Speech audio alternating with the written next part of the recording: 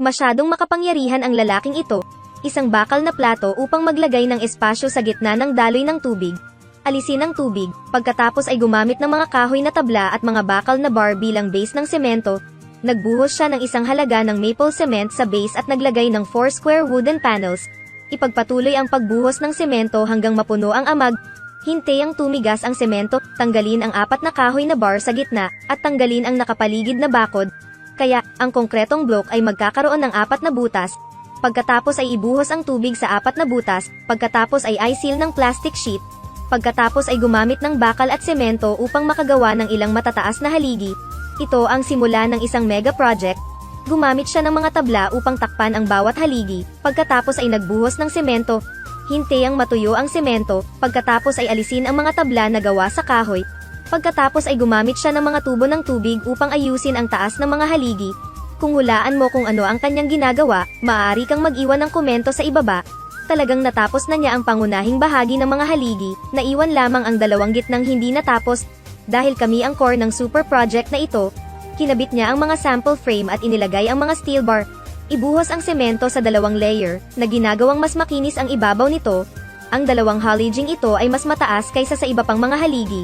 Gumamit siya ng mga tabla na gawa sa kahoy upang takpan ang mga ito, pagkatapos ay gumamit siya ng mahika upang tumagos sa kanila, upang gawin ang mahalagang bahagi ng proyekto. Nilagyan niya ng semento ang mga tabla na gawa sa kahoy at gumamit ng vibration para maging pantay ang daloy ng semento sa loob. Hintayang matuyo ang semento, tanggalin ang mga tabla na gawa sa kahoy at makikita mo ang 2 nagtataasang haligi. Ang susunod na hakbang ay ang paggawa ng bridge deck. Mayroong 2 mga paraan upang bumuo ng isang bridge deck. Nakasandal sa baybayin, gumamit ng mga tabla na gawa sa kahoy upang ilagay sa mga haligi at magbuhos ng semento sa 2 palapag. Kapag ang semento ay tuyo, alisin ang kahoy na panel at ikaw ay bibigyan ng isang eleganteng globo. Grabe talaga ang kaalaman ng lalaking ito sa paggawa ng tulay.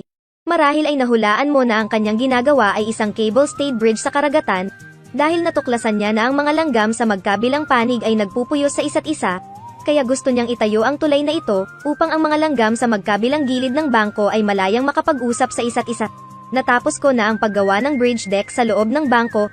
Ang tulay sa gitna ay dapat umasa sa mga cable para magawa ito. Inayos niya ang cable sa bracket, ikinokonekta ang tabla na gawa sa kahoy at ang bakal na bar, pagkatapos ay gumamit ng mga bato upang isabit ito upang balansehin ang puwersa, pagkatapos ay ibuhos ang semento upang gawin ang ibabaw ng tulay, gawin ang bawat seksyon ng bridge deck, pagkatapos makumpleto ang isang seksyon, alisin ang panel na gawa sa kahoy at gawin ang susunod na seksyon.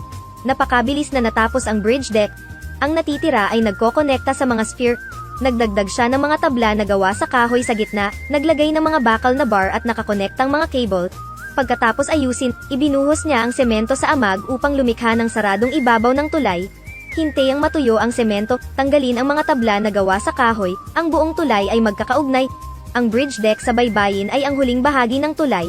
Ang ibabaw ng tulay ay ibinuhos, at ang tulay sa kabila ng ilog na maginhawa para sa pakikipag-ugnayan ng mga langgam ay natapos na.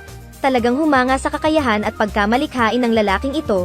Ilang puntos sa tingin mo ang nararapat sa handcrafted bridge na ito?